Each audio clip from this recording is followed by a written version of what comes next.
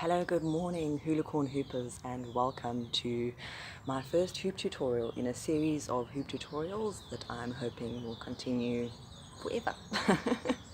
Learning new tricks and sharing advice and insights that I have on hooping. Yeah, a little bit nervous. A little Toothless is running around here as well. Toothless, my little kitty cat, loves hooping. Well, loves watching the hoop go around me anyway. Yeah, welcome to what will be a hooping channel, hopefully, by the end of this series.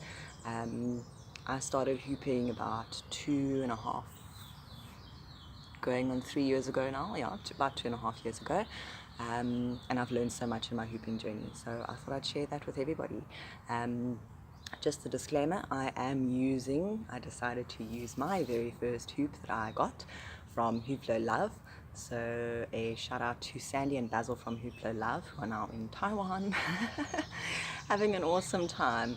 This is a size 36 HDPE hoop, your standard newbie beginner hoop. Size 36, I decided to go with that one because that is generally the first size hoop that most newbie hoopers try, and it's great. It's a great in-betweener size as well. So yeah, let's get going.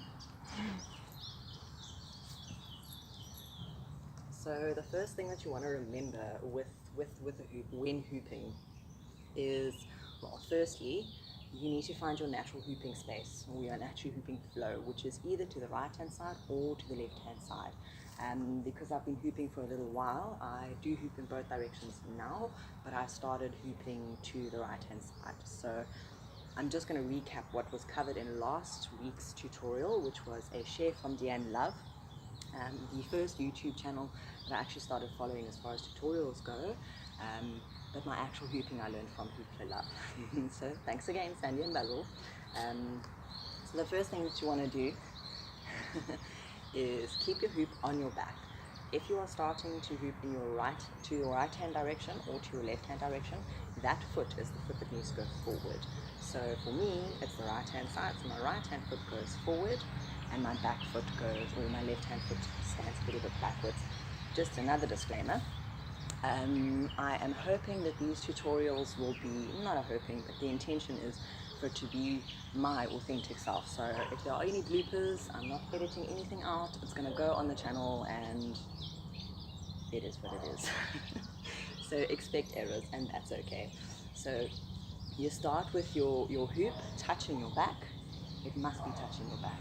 I've seen a lot of hoopers try starting where the hoop is like that, and then they kind of swing it and it doesn't work. And the whole point of hooping, from my perspective anyway, is to connect with your hoop. You need to have a connection with your hoop.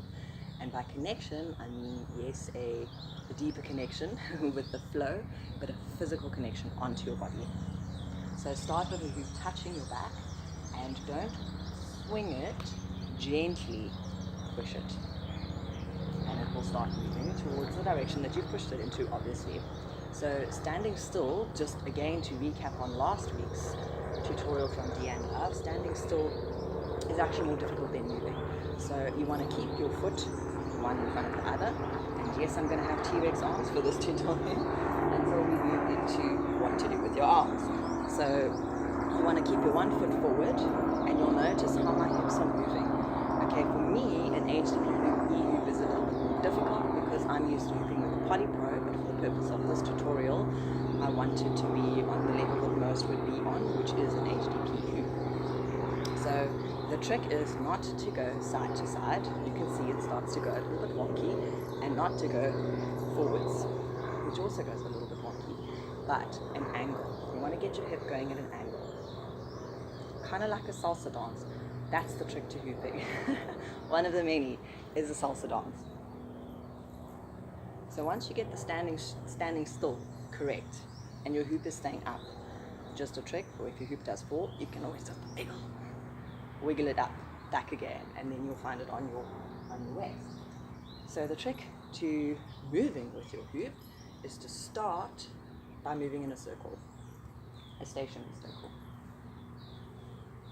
Moving with the direction that your hoop is busy going. So for those left-handers, in the opposite direction. Once you've got that down, it's actually a lot easier to start moving than what you think. You start by moving in a bigger circle,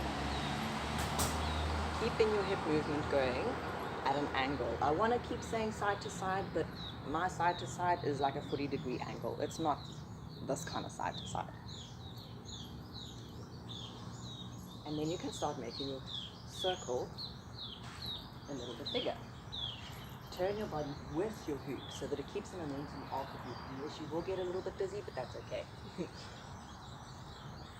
Once you have your circle going a little bit bigger, you can start to feel that the hoop actually wants to move on its own, which is great. So then you can actually step into your hoop. In whichever direction it's busy moving, step forward. And you can go backwards.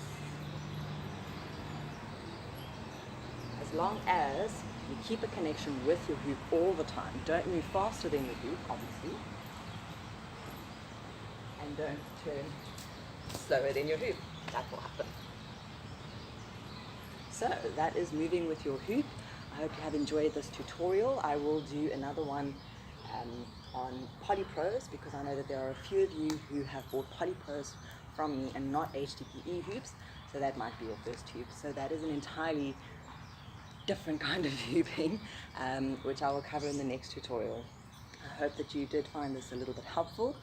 If not, please let me know and I will work on some more tips and tricks, or let me know what you'd like to know and I will put something together for you. Thank you so much for joining me.